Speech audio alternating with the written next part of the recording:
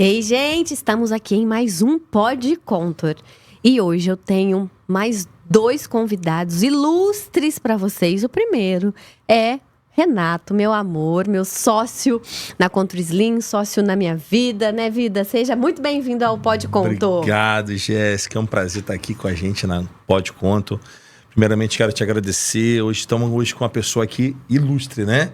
Não é qualquer uma pessoa, doutor João Paulo Figueiredo, membro da Sociedade Brasileira de Cirurgia Plástica. Gente, tomem cuidado, não é todo mundo que é membro da sociedade. Esse é, hein? E ele também, na verdade, tem quase 10 anos de formado e está aí com a gente. Doutor, muito obrigado. É um prazer te ter conosco. Na verdade, gente, o doutor João Paulo está com a gente desde o início, acreditando na nossa empresa. Eu queria, doutor, que o senhor falasse um pouco sobre você, sobre estar aqui conosco. Faça um comentário. Primeiramente, bom dia.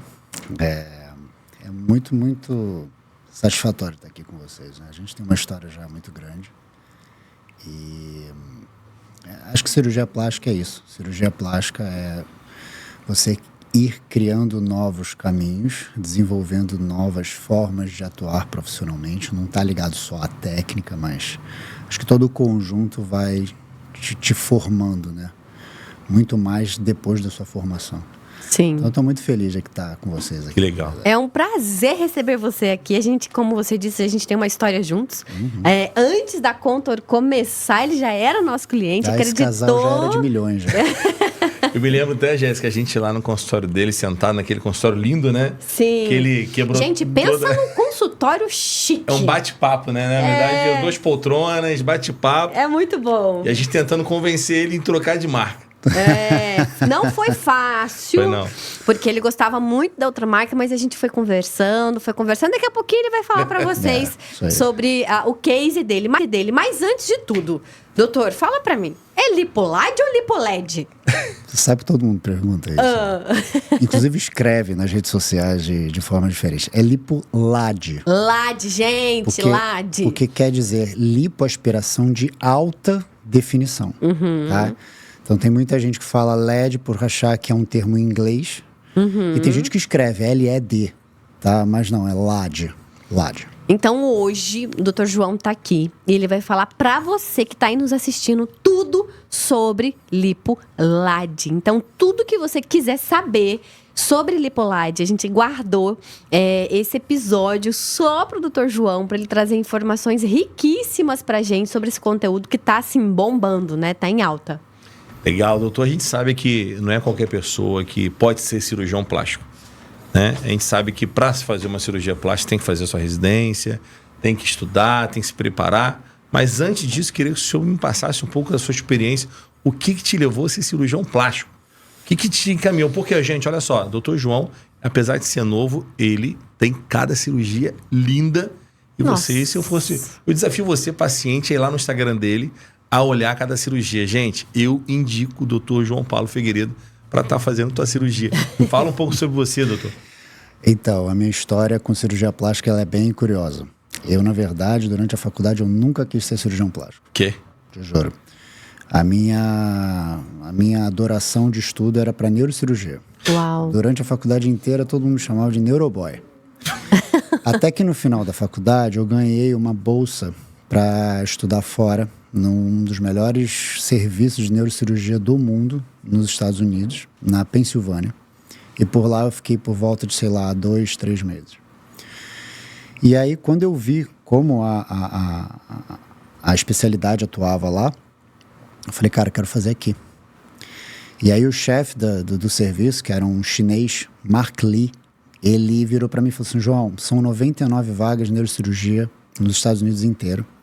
E você pode gabaritar todas as provas. Você não vai passar, porque eles não vão tirar a vaga de um americano para um estrangeiro. Aí eu voltei um pouco assim, ele falou, cara, faz lá no Brasil e depois você tenta vir para cá. Aí eu voltei um pouco assim, acho que não. E aí eu comecei a olhar para a cirurgia plástica. E a cirurgia plástica a gente não perde para ninguém no mundo todo. Sim. Né? Isso fez, eu acho que Você escolher a sua carreira tem que ter o lado emocional, sentimental, tem, mas tem que ter uma análise de mercado. Sim, com certeza. Aonde que você está atuando, como é que o teu país enxerga aquilo que você vai fazer. Isso é muito importante. Não é só gostar, né? Não é só gostar. Se você for só no amor, talvez você não tenha tanto Amor não traz comida, né? Exatamente. Então você tem que analisar o mercado.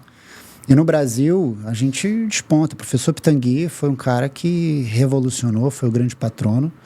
E quando eu vi esse contexto todo, e era uma área assim que eu tinha uma adoração, eu falei, cara, vou fazer na escola do professor.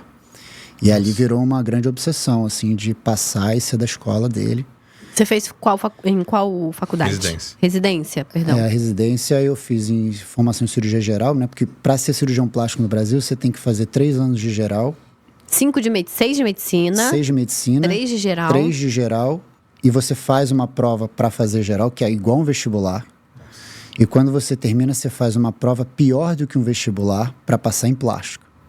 Nossa. E aí tem várias instituições. Ou seja, 12 anos estudando. São 12 anos de formação. Para ser um cirurgião plástico. E no final da residência ainda tem a prova para poder ver se você está apto para ser cirurgião plástico. Que eu vou te falar que foi uma das provas mais difíceis que eu fiz.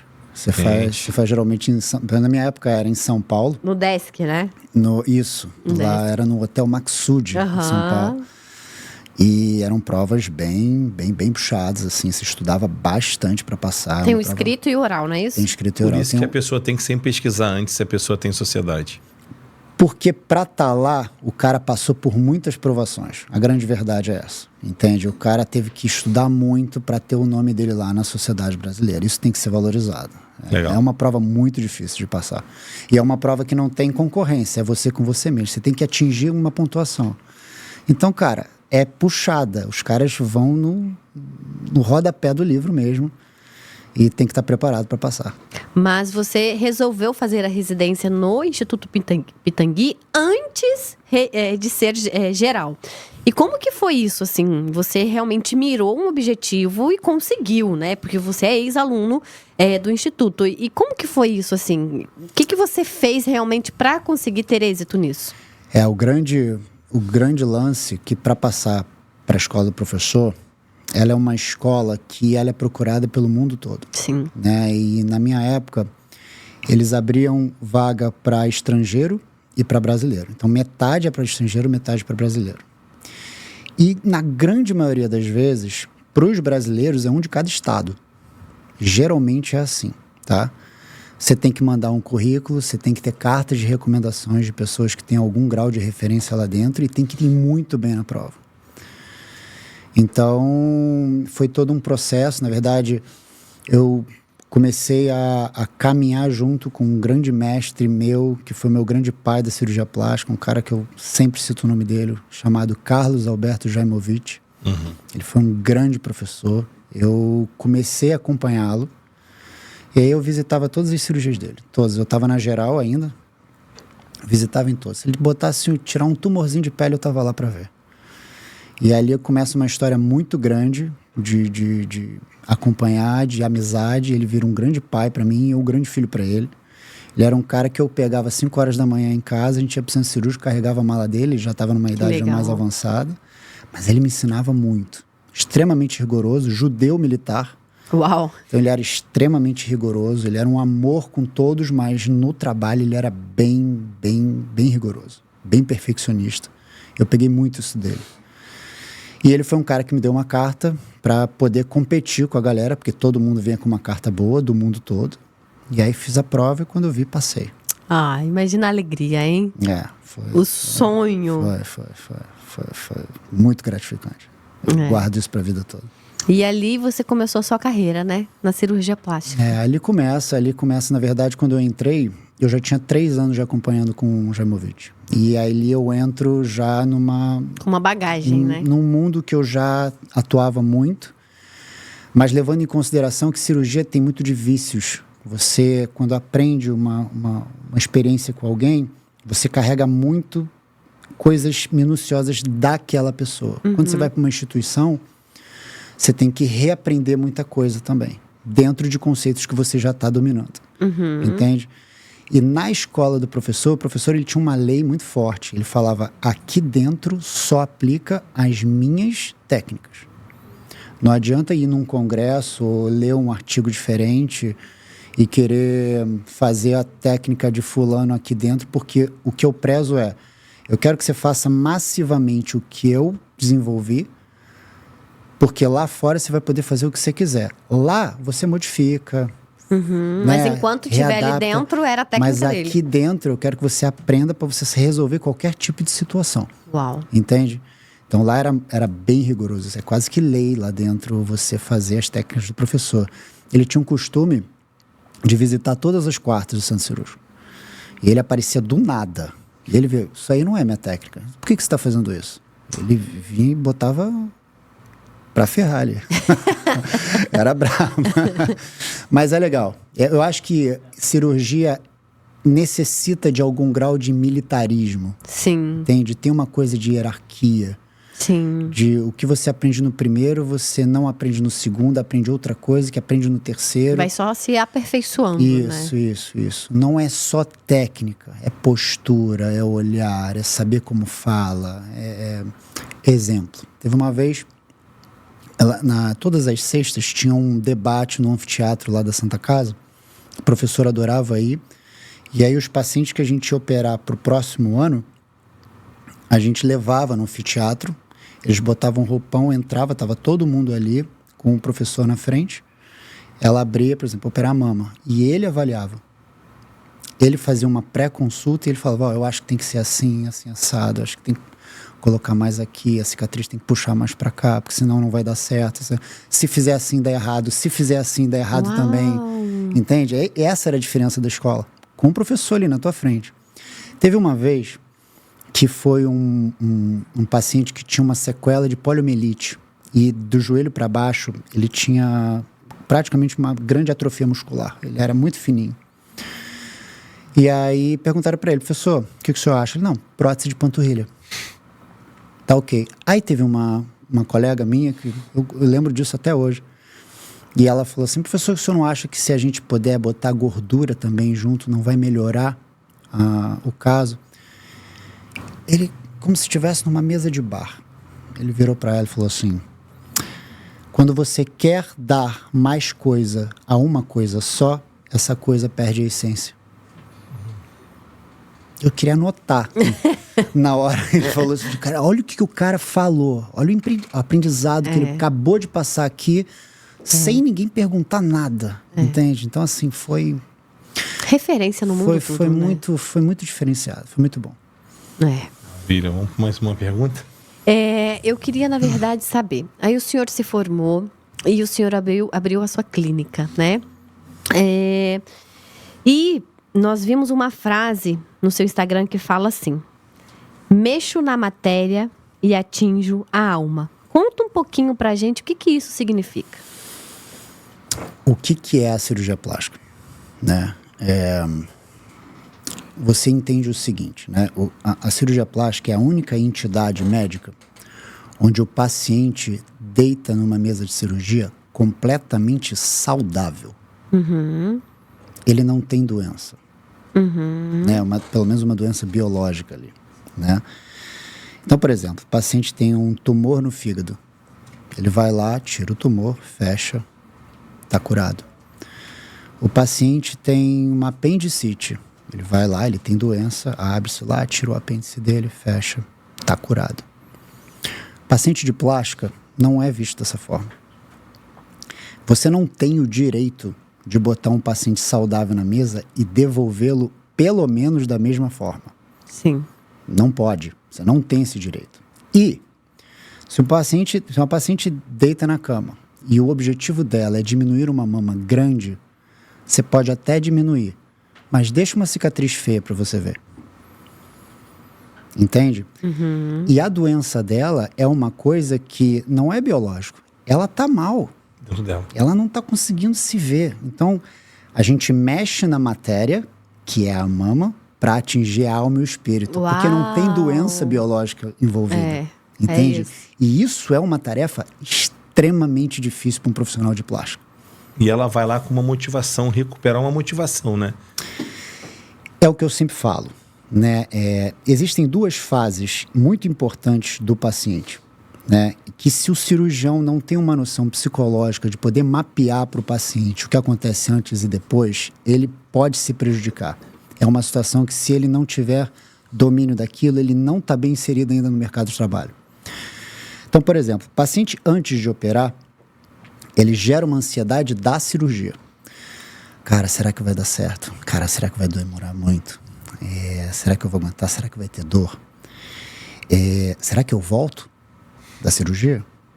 Ele cria essa ansiedade. Passou a cirurgia, ele vem uma nova fase de ansiedade, que é a ansiedade do resultado. Deu tudo certo, mas será que vai ficar bom? E aí, nesse momento de pós-operatório, é a fase mais difícil para o paciente. Não é a primeira, é a segunda. Por quê? Dura mais. É muito tempo. O paciente não está fazendo as atividades do dia a dia. É complicado para ele. E aí muita gente pensa o seguinte: e para o cirurgião, qual é a fase mais difícil? Todo mundo acha que é a cirurgia. É o pós. É o pós também. Eu costumo dizer para a molecada, para os caras novos que querem se tornar cirurgiões: cirurgia, todo mundo faz. Qualquer um opera. Hoje em dia, fazer uma cirurgia bonita não é mais desafio.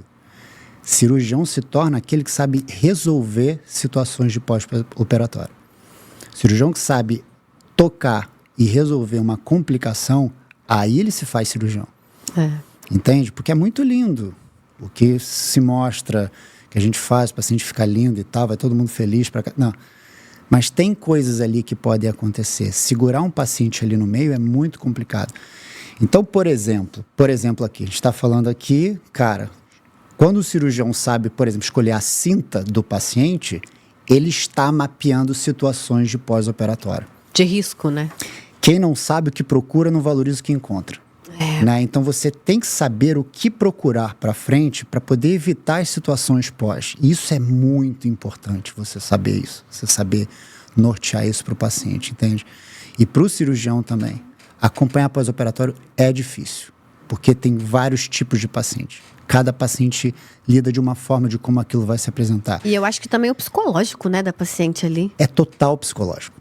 Deixa de ser biológico, é total psicológico. Porque se por acaso acontece uma coisa que você não, pelo menos disse que pode acontecer, ela pira. O paciente pira com você. Ela pode até, em 90% dos casos, chegar lá na frente, porra, doutor, desculpa aquela vez e tal, mas ela pira. Entende? Então ela vai comparar com resultados de outras pessoas, ela vai ver, às vezes, cirurgias passadas, que ela era mais nova, que ela tinha um biotipo mais fácil, fez uma cirurgia mais simples, mas ela associa aquela cirurgia que faz. As cirurgias hoje em dia estão cada vez mais longas, complexas, corpo todo. Então, assim, é complicado. E, na verdade, doutor, hoje a gente sabe que quando a paciente entra no teu consultório, ela joga muitas perguntas. Eu quero ficar bonita, quero ficar uma Gisele Bündchen, quero ficar uma atriz, uma modelo. E o senhor sabe que nem é assim, né? Aquela questão, a obrigatoriedade do resultado que existe hoje em dia, que o Supremo quer impor sobre o cirurgião plástico. Né? Isso não existe hoje mais, porque cada corpo reage de uma forma. Né? Ela chega ali, o senhor tem que fazer uma consulta. O que fica melhor para ela? É mudar assim, mudar aquilo? Eu sei que o senhor escolheu alguns pontos na cirurgia plástica para atuar. Como a gente falou, a Jéssica falou no início, a lipolite. Né? Então, eu queria aproveitar esse gancho, que o senhor me falasse um pouco sobre a lipolite. A importância da lipolite, por que o senhor escolheu a lipolite? E hoje em dia, é uma moda ou é um bom resultado?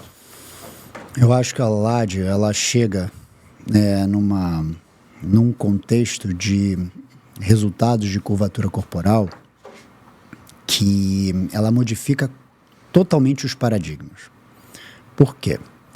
Primeiro de tudo, quem pensa em fazer lipo de alta definição tem que pensar em cirurgia de corpo todo.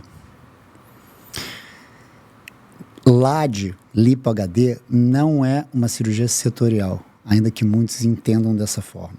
Não é. Porque o que adianta você dar ao paciente um abdômen totalmente definido com uma mama completamente flácida, com excesso de gordura na parte posterior do dorso, Como é que um paciente vai convencer que aquele corpo é dele? Isso também é uma novidade. As cirurgias estão cada vez mais naturais quando se fala de curvatura corporal.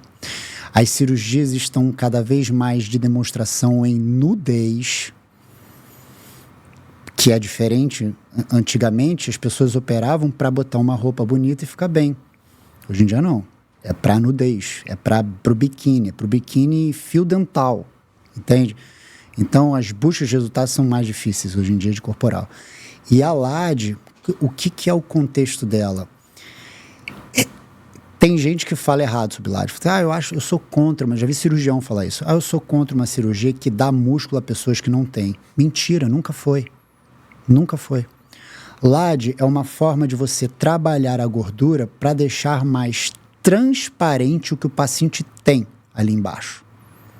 É aquele paciente que já tem algum grau de hipertrofia muscular, mas ele não consegue demonstrar porque ele tem um pano de gordura que cobre. Então, na verdade, a LAD é como se fosse uma escultura. Você vai esculpir no gelo, tá? O que você precisa antes? Uma grande placa de gelo para você ir esculpindo e deixar o que você quer, e ali está a tua escultura. A LAD é a mesma coisa. O cirurgião precisa de uma camada de gordura pré-existente para que ele desenhe na gordura fidedigna a anatomia que o paciente já tem. Ou seja, potencializar o que ele já tem. É exatamente isso. Ele, na verdade, acelera o processo de otimização do perfil, né, de corporal que o paciente tem. Entendi. Entende? Uhum. Então, ele não dá músculo para ninguém. Ele vai deixar mais evidente o que o paciente já tem. Essa é a melhor procura. Entende?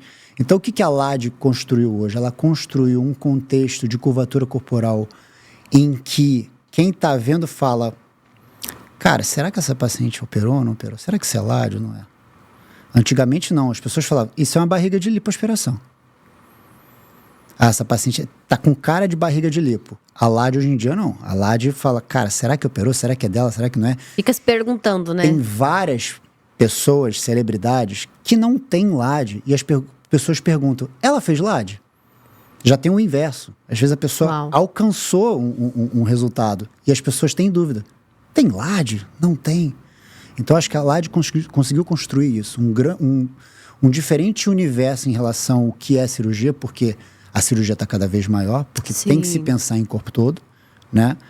Mas, ao mesmo tempo, ela bota em dúvida sempre a resolução de visualização de resultado. Cara, será que aquilo ali é real ou não é? E você falou do corpo todo, né? Que não adianta só olhar para a barriga. Tem que olhar para o conjunto. Uhum. Agora, então, uma pessoa gordinha que, eu quero fazer uma lipo, quero fazer a LAD. Não acho interessante. Talvez ela tenha que cuidar primeiro do seu corpo, ficar magrinha. Porque tu acha que dá resultado a pessoa que é gordinha e quer fazer a LAD? Então, eu tenho alguns casos que são transformadores. Mas eu não posso levar isso para a prática diária, tá? Primeiro ponto, quando a gente fala aquela pessoa é gordinha, pode ser que no visual ela seja gordinha, entre aspas, né? Ela esteja acima do peso, mas quando vai medir lá índice de massa corporal, não tá. Tá no limite máximo, mas não tá. Então ela pode operar. O grande lance você jamais pode entender e enxergar lipoaspiração como uma forma de emagrecimento. Tem gente que fala que lipoaspiração é um método de emagrecer para rico. Isso é um erro, né? Método de emagrecer para rico é o Ozempic. Tô brincando. Entende? Então tem muita gente que utiliza a lipoaspiração para isso. Se engordar não tem problema, eu vou lá no Dr. João, ele resolve. Tem gente que pensa assim, entende? E eu falo muito isso, porque os pacientes muito perguntam: se eu engordar, eu perco o resultado? Perde. Mas falaram que não volta a gordura. Perde. Por quê? Porque corpo é corpo. Pega um atleta olímpico de alto rendimento, corpo perfeito. Manda ele parar de fazer o que ele faz todo dia. Aquela barriguinha trincada já acabou. Gente, eu falo, onde está o seu foco, está seu resultado. Acabou. Se você perde o foco ali, acabou. Não tem o seu corpo que... não deixa de ser corpo pelo fato de você operar. Isso não existe. Entende? Então, tá acima do peso, tem que ser medidos situações em relação de peso e altura, ver se ela está dentro de um padrão para poder suportar a cirurgia, porque você também tem um máximo, tem um limite de gordura que você pode tirar. Se a paciente está acima e tem uma quantidade maior de gordura, você não vai conseguir dar resultado. Não vai conseguir, porque você tem um limite para tirar. E deixa eu te fazer uma pergunta. Então, antigamente, usava-se somente a lipoaspiração. A lipoaspiração, então, é uma lipo de uma uniforme, né? Tira a gordura de uma maneira uniforme. E a lipolade, ela vai tirando e esculpindo aquilo que você já tem, potencializando ali o resultado. Então, essa é a diferença de uma para outra? Então, quando a gente vai analisar a camada de gordura, em toda a extensão do corpo, essa camada de gordura, ela é dividida entre superficial e profunda. Passa uma fáscia bem fininha no meio dessa gordura. De modo que, quando a gente aprende a fazer lipoaspiração básica, convencional, aquela lá antiga, a gente entende que a cânula tem que entrar abaixo da fáscia. Então, você só pode lipoaspirar a gordura profunda. Caso você entre com a cânula numa região mais superficial, vai marcar a pele. Por isso que existem as complicações ou os efeitos colaterais de uma lipoaspiração no passado, quando o cara exagera demais, ele entra no plano superficial e faz aquelas retrações. Ondulações, né? Que muitas vezes a pessoa fala que aquele abdômen de paralelepípedo é porque invadiu a superficial. Entendendo isso e estudando cada vez mais isso, começa-se a tentar se fazer a lipo de alta definição, que é o quê? Você esvazia a profunda, como forma, obviamente, de diminuir de forma global, mas faz, obviamente, algum grau de lipoaspiração na superficial em cima da face, para marcar a pele. Então vamos lá. Você faz, então, numa paciente que quer a lipolade, você faz a profunda. Então, tem que fazer a lipoaspiração comum para fazer a LAD. Isso. Então, faz a profunda. Isso. E aí, que é abaixo dessa face do músculo, né? Não do músculo, da gordura. Da gordura, perdão. E aí, depois você faz a superficial, que é acima da face, para fazer as marcações. Ela é bem justa a pele. Uau. E aí, quando você, na verdade, passa a cânula ali, você tira aquele conteúdo, aí a pele obedece. Ela vai descer, ela vai retrair ali. Entende? Então, na verdade, antigamente, quando existiam, né, as complicações de você ver retração, é porque o cirurgião passou a cânula superficial. Na superfície. Entende? Entendi. Então, entendendo que a pele retrai quando você passa na superficial, a gente tem como marcar a pele. Vamos começar a fazer LAD. Começou mais ou menos assim. Que legal. Entende? Muito bom. Então, na verdade, a LAD, ela surge a partir de complicações de LAD, de lipo convencional. Como tudo na vida, né? Como tudo Sempre na vida. cria-se algo novo através de um problema. Exatamente. Né? É isso aí. Doutor, a gente sabe que um pós-cirúrgico é muito importante para que a paciente tenha um resultado, né, interessante. Não somente na cirurgia plástica, mas qualquer cirurgia. Mas como é bem detalhado a cirurgia LAD, o que o senhor diz sobre o pós-cirúrgico na pós-cirurgia LAD? Eu digo no contexto geral, até no uso da cinta, na fisioterapeuta. O que o senhor tem a dizer sobre isso? Primeiro de tudo, não existe cirurgia de lipoaspiração de alta definição sem um pós-operatório competente. Não é qualquer pós-operatório, tá? O profissional, ele tem que ter obrigação de ter experiência com lipo de alta definição, tá? O que na verdade comporta nos dias de hoje procedimentos pós-operatórios? Drenagem, e eu digo drenagem pós-operatória. Tem muita gente aí que diz que faz drenagem pós-operatória, chega no primeiro dia de pós-operatório da paciente e faz drenagem modeladora no paciente. Mete a mão profunda, o paciente urra de dor. O que eu vejo por aí, muitas vezes em meios sociais, tem um cirurgião aqui, aí começa a falar, meu Deus do céu, nunca mais eu faço pós-operatório, doí horrores. Pós-operatório com drenagem não é para doer, não é com força, é extremamente superficial, é devagar. Primeiro dia você faz estimulação só de linfonodos para recolher aquela linfa, aquele edema que está ali. entende? Então não existe, tem muita gente que aplica, que faz as massagens modeladoras, drenagens fortes para modelar o paciente, tem até técnicas, né, de nomes de referências, e aplicam da mesma forma no pós-operatório. Você não pode fazer isso, porque o pós-operatório o cara está todo inflamado, o cara está todo machucado. Então se você faz força e promove dor, você piora o quadro inflamatório do paciente, entende? Então o cara tem que ser bem informado, entende? Para poder fazer pós-operatório. Uma outra situação, que é uma cirurgia muito próxima, que é a abdominoplastia, por exemplo, tá?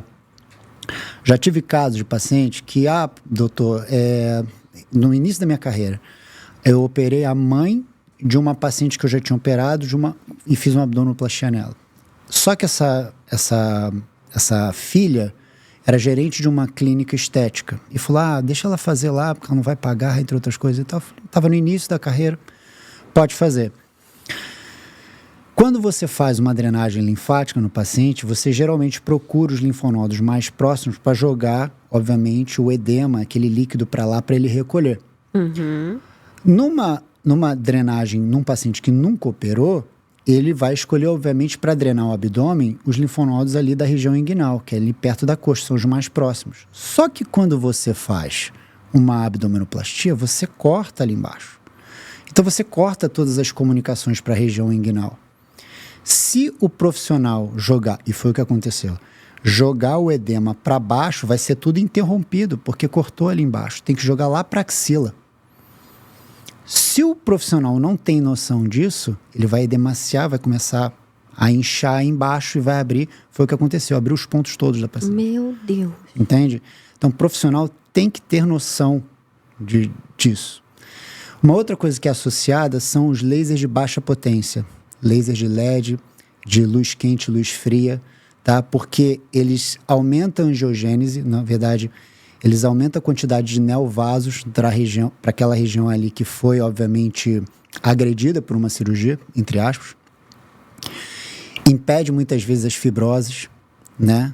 E melhora, obviamente, a vascularização daquela região e a recuperação pós-operatória é muito mais rápida. Hoje em dia você faz uma LAD corporal com mama, tudo. Principalmente, eu recebo muitos pacientes de fora. Então, por exemplo, doutor, eu fico quanto tempo? Cara, no mínimo, pelo menos 15, 18, 21 dias. Se você conseguir ficar 21 dias, está excelente para mim. Porque eu tenho certeza que esse pós-operatório, ele consegue acelerar muito. Muitas vezes um pós-operatório que se fosse naturalmente, seria de 2 meses. Entende? Então, LAD sem pós-operatório, com drenagens, aplicação de laser nas cicatrizes, muitas vezes, para acelerar aquele processo cicatricial, não existe. Não tem nem como começar isso. E aquela paciente que quer pegar a cinta emprestada da amiga? Então, isso faz parte de uma experiência e uma boa abordagem do profissional, né? Ele tem que ter noção do seguinte, né? Aquela coisa de você prever no pós-operatório. Essa paciente vai usar uma cinta por 30 dias pelo menos, que a grande maioria usa até mais, tá? Se você não chegar e falar, cara, traz aqui, deixa eu ver essa cinta, deixa eu ver a elasticidade, entende? Cara, me dá uma aí pra eu botar alguém pra vestir, botar minha esposa pra vestir, pra ver como é que fica e tal, pra você ver como é que é a situação, esse cara não tá bem inserido no mercado, entende? Porque, cara, são 30 dias e você tem que amenizar o sofrimento do paciente no pós-operatório, que vai existir, não adianta dizer que não vai. Entende? Não adianta vender cirurgia dizendo que não vai, porque vai. Então, muitas vezes, por exemplo, LAD não é uma cirurgia, no geral, que dá dor no pós-operatório, mas dá desconforto. Você está toda demasiada com alguma coisa que está te apertando. Aquilo que está te apertando tem que ser o máximo confortável possível. Entende? Então, é fundamental você conhecer o tipo de material, a marca que está fazendo, quem está por trás, quais são os objetivos. Entende? E chegar a um meio termo ali de querer propor ao paciente usar aquele tipo de material. Então, cara, cinta para curvatura corporal não tem outra opção. E vou te falar, tá? Vocês, assim, despontam em relação ao mercado do Brasil e fora, não preciso nem dizer, porque lá fora não existe praticamente isso. Eu tenho muita dificuldade com os pacientes fora para ter esses complementos de pós-operatório. Muita dificuldade. Até hoje... nós estivemos agora nos Estados Unidos e visitamos mais de 7 lojas, né, Renato? E assim, as cintas são bem diferentes, assim, a anatomia, o tecido é bem diferente, bem diferente. Mas, deixa eu te fazer uma outra pergunta. Quais são os principais benefícios que os pacientes podem esperar de uma lipolade? Qual que é os principais benefícios? Aqui no Brasil é uma coisa muito regional, né? Locais mais praianos, costas, né? Você tem uma visibilidade maior corporal, né? Do que, por exemplo, se você for para São Paulo, por exemplo, é diferente, tá? Mas a LAD, na verdade, ela traz um benefício de, obviamente, autoestima, né? Inserção social, porque está se cobrando demais, né? A questão do corpo. E aí é um outro viés, né? Tem muita gente que prega, não precisa se preocupar com o corpo, isso é besteira, para que se submeter a uma cirurgia e tal, paraná. Isso é muito individual. É a pessoa que gosta de um refrigerante e tal e a pessoa que não gosta. É individual, entende?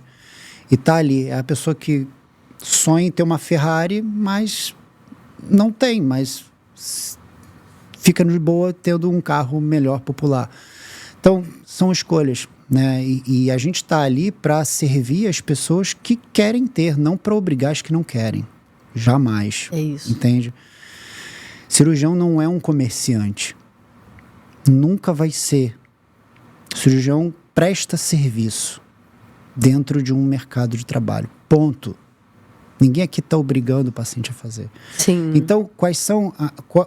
A qualidade de vida está muito ligado à inserção social, à sensualidade, trazer de volta a sua sensualidade, trazer de volta a sua sexualidade.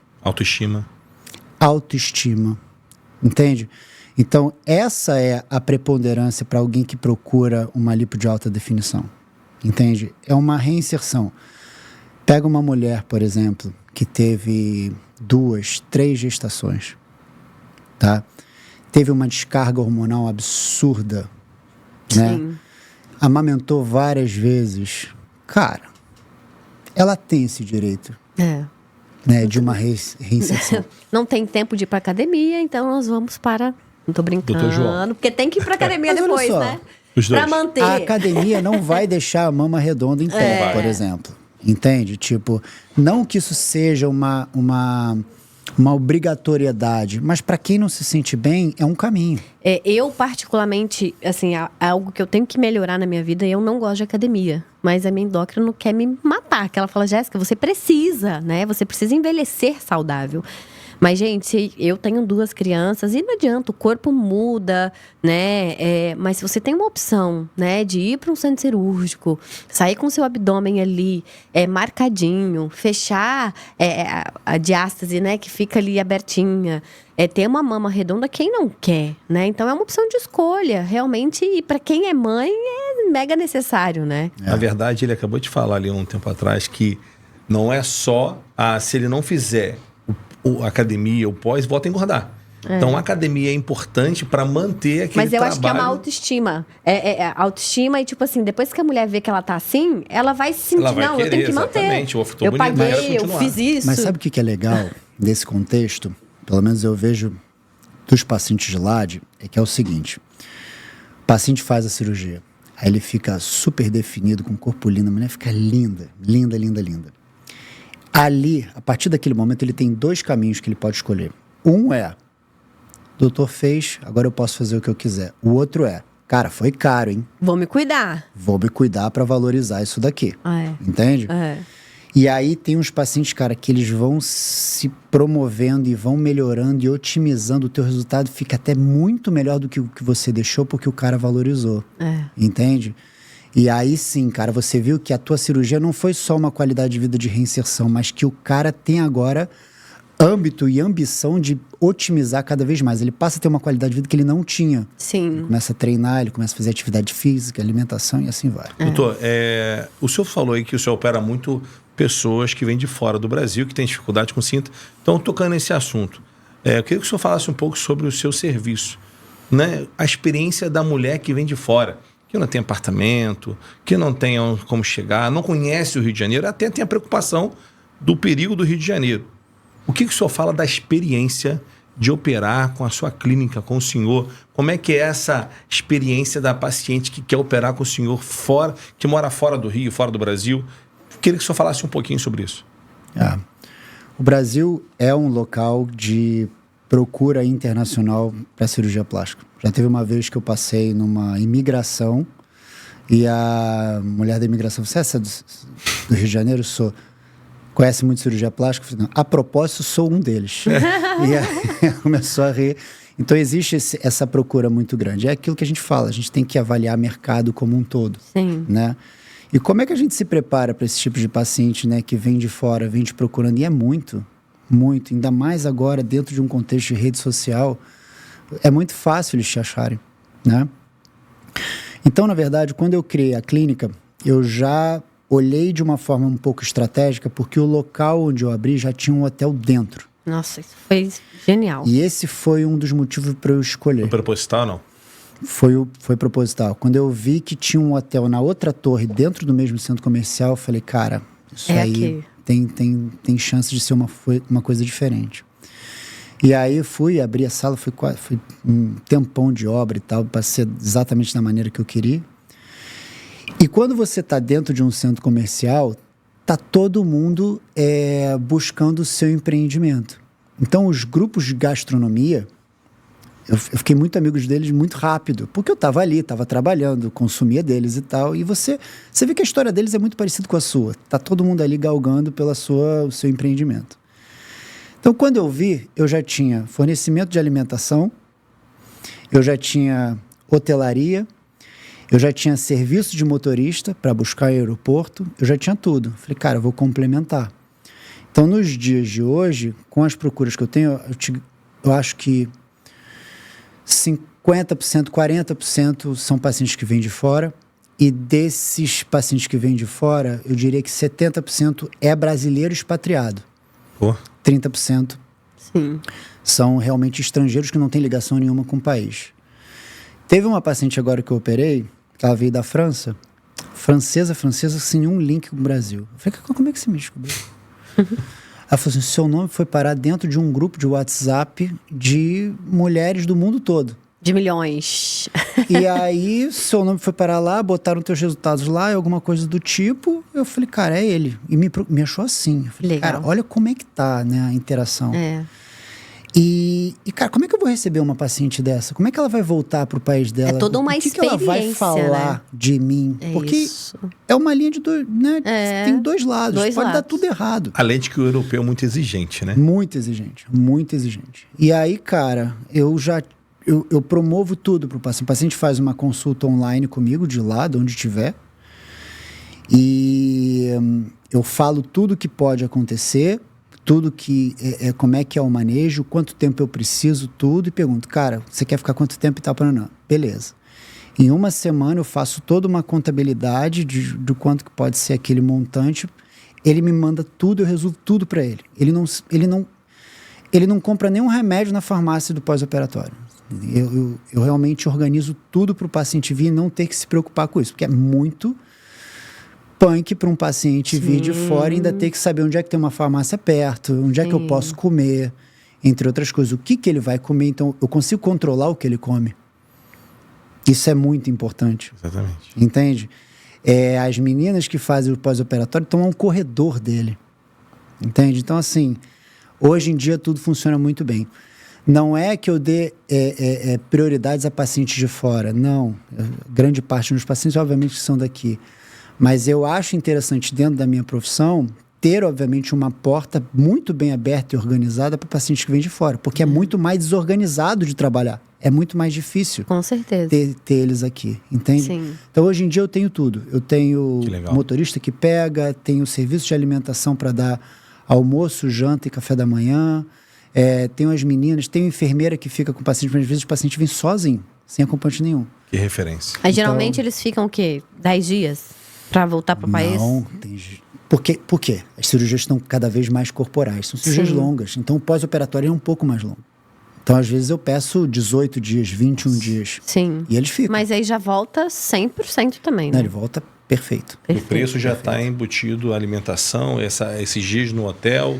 Tudo. Geralmente, quando ele receber, ele vai, me faz o montante. Legal. E aí eu resolvo tudo para ele. Ele não se preocupa com nada. Parabéns, hein, Absolutamente doutor? nada. Eu sei que o nosso tempo está curto, mas eu preciso fazer a última pergunta, prometo. Bom, a pessoa foi lá e fez a LipoLad. Mas temos 2 casos aqui que eu quero citar. Uma é a Virgínia, né? E a outra é a Vitube, não sei se o senhor conhece.